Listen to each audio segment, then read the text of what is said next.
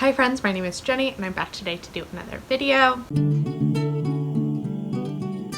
Today I'm going to be doing my mid-month wrap-up for the month of August. I was planning on continuing to do my weekly wrap-ups as I did in July for August, but then I was not home last weekend. I was up in DC helping my sister move back to her apartment, and so I just didn't really have time to do a mid-month wrap-up, and then suddenly it's the 14th today and it's already halfway through the month, so I figured I would just do a mid-month wrap-up and I'll do an end of the month wrap-up at the end of the month, as I'm not reading quite as fast as I did in July. I mean, as you probably saw in my July wrap-up, I read like 22 books, so it's not hard to not be reading as fast, but I've only finished 6 books since the start of the month, which also does sound like a large number. So let's just get right into those 6 books. So the first one that I finished during the month was Sharks in the Time of Savers by Kawai Strong Washburn. This is a debut novel that came out this year from FSG, and it follows a working class family native to Hawaii over the course of several decades. So the children start as like young children in the early 90s and continue all the way into their like mid to late 20s in about 2008-2009. The novel opens with one of the 3 siblings in this family, Noah, falling overboard during a family vacation from a cruise ship, and instead of drowning or being eaten by a shark, which is kind of what inevitably everyone thinks will happen when a small child falls overboard off of a ship, instead he is delivered back to his mother, who has also jumped in the water to save him, in the jaws of a shark. So there is obviously something that's kind of supernatural or magical about Noah, and the story then begins from there, exploring Noah's kind of magical abilities as well as the ramifications of those magical abilities for the rest of the family. So I really enjoyed this novel. I've not heard it talked about a lot on BookTube, but I definitely do think that other people should read it. In fact, I have seen a couple people now on Goodreads have marked it as want to read that I follow, such as Lindsay and Sabrina from Bookish Sabrina. So I'm intrigued to see other people read it in the near future here on BookTube. I believe this came out back in March, so it's been out for a while, but it's just now kind of picking up speed. And as I said, I really enjoyed this one quite a lot. So Washburn is a really talented writer in the ways in which he describes his characters, but also the setting, particularly in Hawaii, although some of the characters later moved to the Pacific Northwest, in really atmospheric and effective ways. Washburn is actually a native Hawaiian, so I think that definitely helped him, given that his experience is from living in Hawaii. I think that helped him a lot in kind of creating this setting. But I think what really shines here the most is his development of the siblings, and particularly their relationships with one another. So obviously, as the novel suggests, there is this kind of magical element to one of the siblings, Noah, but that magical element kind of manifests in a family dynamic wherein Noah is really kind of pressured by the family to be like the exceptional child, and that is often to the detriment of his 2 siblings, Dean and Kawai. So because of Noah's supernatural abilities, which also kind of grow as the novel progresses and as he gets older, he begins to be able to potentially heal people, or it's somewhat difficult to explain, which I'll talk about a little bit more in a minute, but he can kind of heal people or potentially bring people's spirits back to their bodies as they are dying or about to die in the near future. And so because of this ability, and also because of the potential for wealth and success that this could provide Noah, he becomes kind of the center of his parents' attention, as well as their kind of, you know, parenting abilities given their wealth, which is not very great. They both are like working in minimum wage jobs. One of the parents works as like an airport, the people that like guide the planes back and forth, and the other works as a grocery store clerk. So they are a working class family living in Hawaii, and so they put a lot of their kind of financial resources, as limited as they are, into Noah's schooling and his kind of life and making sure that he can succeed, which obviously is to the detriment of his 2 siblings, and we kind of see them grow through their own chapters. The book is split into chapters, so we follow the mom, who's Malia, and then the 3 siblings in alternating chapters. But we see the 2 siblings in their own right as also very talented in very different ways from Noah. So his older brother Dean is a very talented basketball player and actually ends up getting recruited to play for Gonzaga, which, if you are unfamiliar with college basketball, Gonzaga is a very well-known powerhouse team out of Spokane, Washington. And then his younger sister, Kawai, also is very talented intellectually, and she ends up going to school, at least partially, to study engineering. So both of the other siblings do have a lot of talents, and we see their both appreciation of Noah for not forcing attention on them, but also the jealousy that they feel in that Noah has received so much attention, and it may be attention from his parents that Noah does not even want. So there's a lot of really interesting thematic explorations of being siblings and wanting to be different than your siblings, but wanting to be recognized for your own passions. So I think Washburn has explored really, really well in this novel. I think also especially Washburn's exploration of Noah's own thoughts about how the burden he feels about his familial expectations is also really well done and really well explored, and the pressure he puts on himself to succeed given the supernatural abilities I thought was really well done. Additionally, Washburn also explores the kind of cyclical nature of poverty really well, particularly in the ways that that can lead to a path of crime and like kind of being a part of the criminal justice system, which I also thought was really well done, and I appreciated the different kind of manifestations that we see of poverty, but also kind of finding stability within your life, even if you do not have a lot of wealth or financial resources. The one like aspect of this novel that I think didn't quite come together for me was,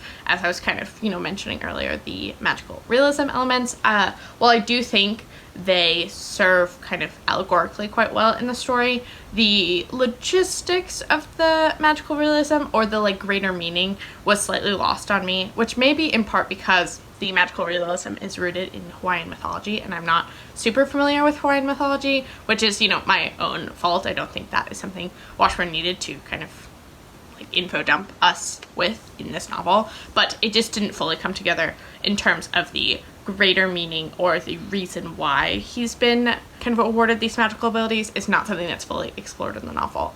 But besides that, I really enjoyed this novel. I think it's a really strong debut, and there's a lot to go off here in terms of like thematic elements. So I would really recommend this. Would love to see more people talk about it here on BookTube, and I ended up giving this one 4 stars. Plus this cover is like stunning. Like, I love that gradient. It's so nice. I don't love this font, as I think I talked about in my mid-year book freakout tag, where you picked your like prettiest book. This was one of my prettiest books because I just love this color gradient. But anyway, that's a total tangent. But yeah, gave this one 4 stars, did really enjoy it. Then the next book I finished this month that I've actually talked about in a couple previous videos because I started it during the reading rush is The New Wilderness by Dan Cook, which actually just came out this past Tuesday, August 11th, and also is now longlisted for the Man Booker Prize, which is very exciting. I don't usually follow the Man Booker Prize, but I did see it this year, and I'm actually surprisingly pleased with the long list. So if you want to hear more of my thoughts about that, please do let me know in the comment section below. But this novel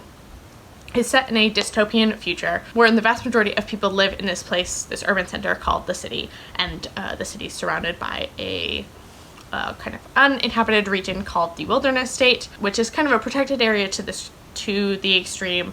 Humans can't go there, and they can't stay for extended periods of time unless they have very special permission. But it's actually similar to the way that technical wilderness works here in the United States today.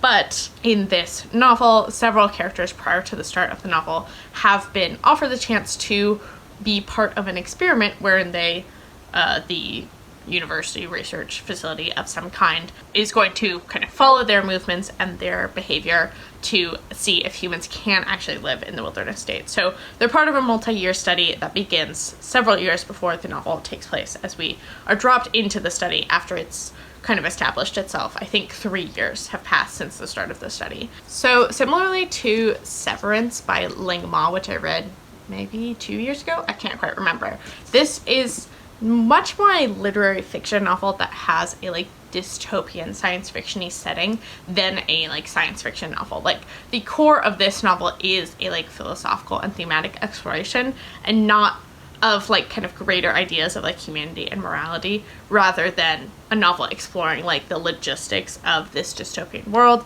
So if that's something that kind of draws you to dystopian novels, I wouldn't necessarily recommend this one, although I do think a lot of the philosophical questions that come up in this novel are also questions and explorations that readers of science fiction and dystopian novels do like to see in those types of novels. So similarly also to Severance, there is very little exploration of like the kind of logistics or political scheming that's happening to create the situation that we are in. Like, we don't know anything about why this world has become a dystopian world. There is, like, in the marketing, it says, like, a world ravaged by climate change, but climate change is never actually mentioned in the novel. I mean, there has been some climatic changes, and there's definitely, like, pollution and overpopulation happening in the city, but, like, climate change by name is not mentioned, nor do we really understand what is called the administration, which I assume is kind of the government system, nor the, like, rangers, which are part of the administration that manage the wilderness area.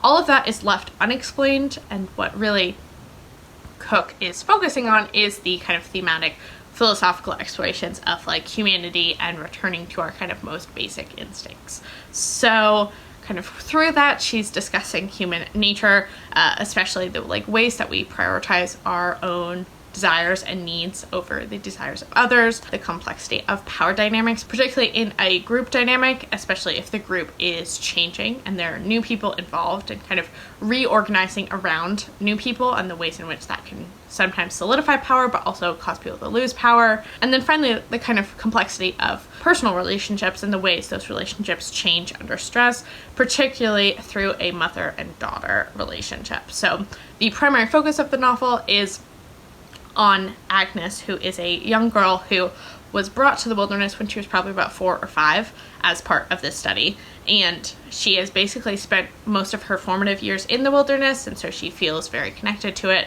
and that it is very much the place that all people should live. And she has a very tumultuous relationship with her mother, Bee, who's the one that brought her family to the wilderness, that gets explored in a lot of different ways throughout the novel. So their relationship is kind of the core of the story, and it definitely has a lot of really interesting discussion surrounding motherhood, but also growing up, and the ways in which our relationships to our parents change over our growing up years. So I thought that was very interesting. I will say some of the kind of greater discussion for me personally and, like, my beliefs about, like, morality and humanity, I didn't totally agree with the kind of intensity of the return to animal instincts that some of the characters portrayed, as well as the, you know, sheer kind of selfishness that many of the characters have for them, you know, have towards themselves and against others.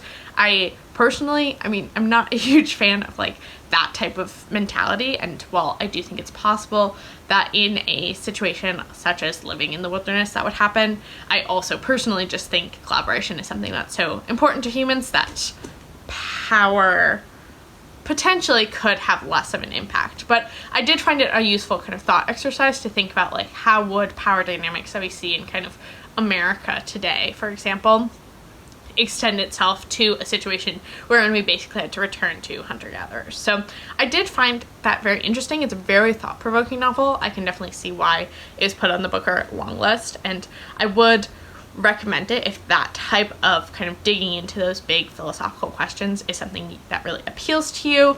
But again, if you are someone who reads dystopian more for kind of either the, like, hopefulness aspect, which is definitely something I like to see when reading dystopians, or for the actual logistics of, like, how did we get to this dystopian world, I would not necessarily recommend this one. Additionally, as some other reviewers have said, this is like a 400+ page novel, and I don't necessarily think it needed to be that way. I mean, I do think there's a lot to unpack in this novel, and so the 400 pages is warranted, but at the same time, it's only about 6 chapters, so every chapter is, like, somewhere between 50 and 80 pages. And during the kind of middle sections of all of those chapters, very little is happening except for kind of the day-to-day monotony of their, like, hunter-gatherer lifestyle, which is interesting, but at the same time, I was like, I kind of get this is how they live their life every day. I don't really need that much more about it. The plot is really not a major focus of this novel, which with a novel that's over 400 pages can get a little much at times. But there wasn't anything, even with those critiques, that I necessarily disliked about this novel. It just was kind of a lot to unpack, and I do think parts of it also just kind of went over my head. So I would still recommend it, and I definitely think if this type of novel is something that you're interested in, I think you would probably like it. It just wasn't exactly what I was expecting it to be. But I did still end up rating it like a 3.75. I rated it technically 4 stars, but maybe 3.75 is a little more accurate. But yeah, so I would recommend it, but it definitely is not gonna be like a new favorite of the year. So the next one is one that I read from the library, and I actually already returned it from the library. My library is now doing curbside pickup, and I'm so happy about it, except it does also mean that I have all these library books and I need to be reading my physical books, so that's fun. But this next one was Catherine House by Elisabeth Thomas. I had heard mostly negative reviews about this one, but I actually personally really enjoyed it. However, and I'll kind of elaborate on this in a minute, I don't necessarily recommend this one to anyone else. So this is another debut literary fiction novel that came out this year with some kind of supernatural science fiction-y twist to it, wherein we follow our main character Inez as she attends Catherine House, which is this very elite institution of higher learning, kind of, you know, college, university level.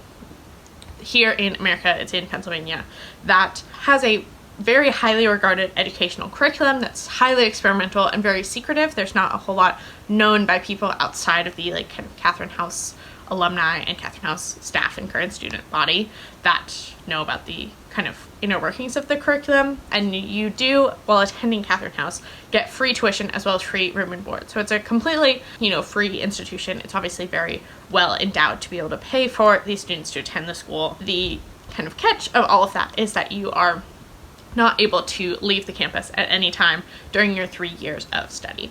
So this one, because of this kind of academic setting, has been pitched, especially prior to its release, which I think this one also came out back in like March or April.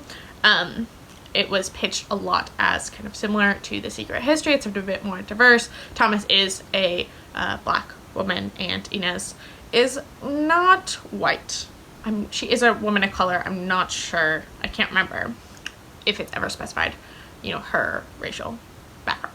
So I was really excited about this one because I really enjoyed The Secret History, and I do really like kind of dark academia novels, so I thought I would enjoy this one. But then all the negative reviews came in and I was like, maybe I won't, so I got it from the library and ended up actually really enjoying it. So the biggest kind of critique that I've seen of this novel that I definitely would agree with is that the plot of this novel, which is basically Inez uncovering what is really happening at Catherine House, is not very developed. It's pretty kind of random, and there's weird stuff that's not explained very well, even though it seems like it's really integral to the plot. And additionally, the characters, particularly the side characters, do feel very one-dimensional. So the kind of plot and characters are not really the aspects of the novel that are enjoyable. I will say the atmosphere, I think Thomas does a very good job at creating this very gothic, creepy, like, where's all this money that's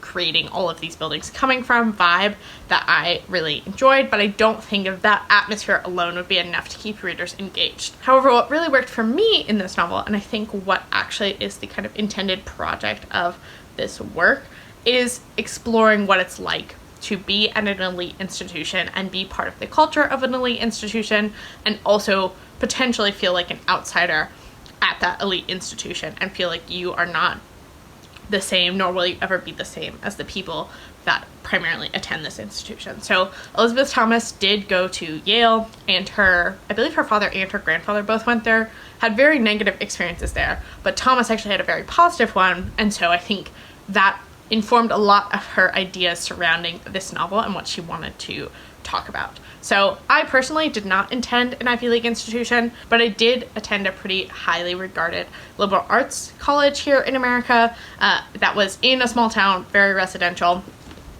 and was kind of known for its close-knit like community feel, and the connections that the student body makes are known to continue like long after graduation. So I've always, because of that, and because I did have a positive experience at my school, I have always been fascinated by kind of the ways in which institutions like this are able to create this atmosphere, that even things that you know the school is not doing very well or could be doing better, you still are so drawn into the kind of mentality that the school creates. Additionally, I think there is also this way in which college campuses, particularly residential college campuses in small towns, or like in Yale's example, are part of a city, but it's very removed from the actual kind of inner workings of the city, do create these kind of liminal spaces that colleges live in, where the rules of like kind of the rest of the world, especially like drinking and kind of recreational drug usage, are often kind of not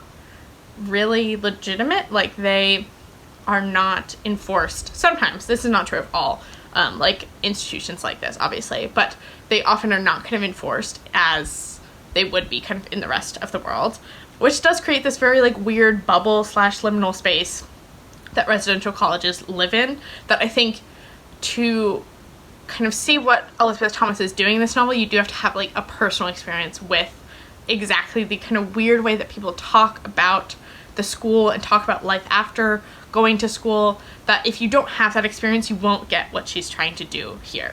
And I don't think, you know, I think that's in part a fault of hers, but it's also just like this novel was for a very specific group of people that like have gone to an elite institution and also think critically about that elite institution, which is a relatively small amount of people. I mean, I think there are enough people that it was a marketable book, but I do think you have to have that experience to enjoy this novel whatsoever. So I, given that I do have some of that experience, really enjoyed it, but because of that would not recommend it unless you think that you will have a personal connection to the discussion that she is putting forth in this novel. So yeah, I really enjoyed it. I gave it 4 stars, but if you're just reading it because it sounds like an interesting kind of gothic mystery, dark academia book, I would not read it for that reason, because I think you'll be disappointed. But I am curious, I mean, again, this one is a relatively new release, so I'm curious to see more people read it and see what people think of it, especially if it ends up as a BookTube prize book next year. I'll be especially intrigued because I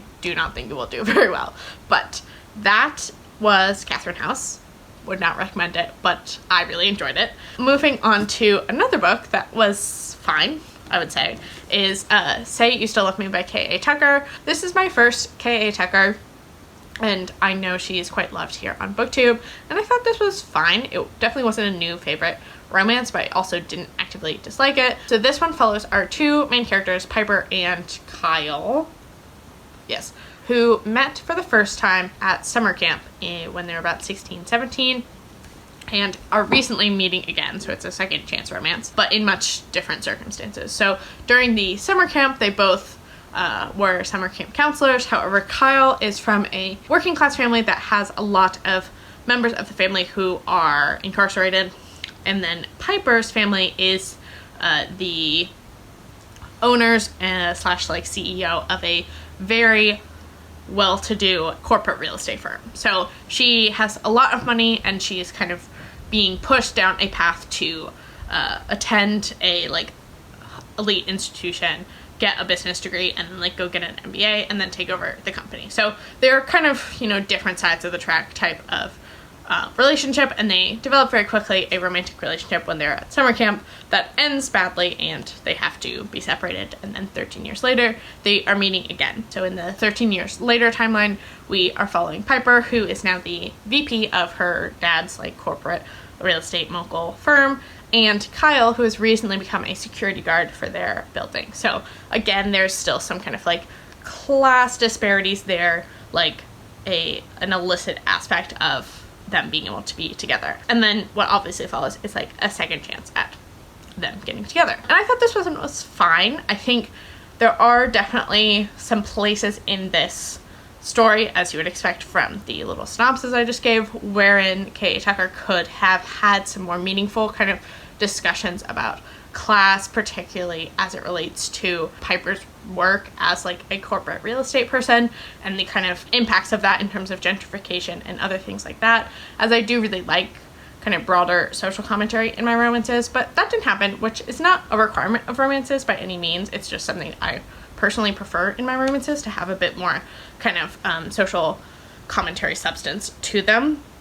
However, there is a lot of other kind of subplots, particularly like inter-firm political machinations and like shady business dealings that are happening, that do keep the story interesting in addition to the romance. However, I actually found those parts of the story to almost sometimes take over the like romance parts of the story, which I was not particularly pleased about. Like, if I'm going to read a romance novel, I want the romance and its plot points to be the most important part of the story, and I didn't necessarily feel that was the case sometimes with this. So it was fine, I guess. I mean, I didn't necessarily dislike anything about it, but it also definitely wasn't a newfound favorite. There were also a couple things in here that just needed fact checking. Like there was one during the earlier timeline when they're at summer camp. It's 2006, and one of the characters says like, oh, I met Harry Styles last summer as part of a 2 Truths and a Lie game.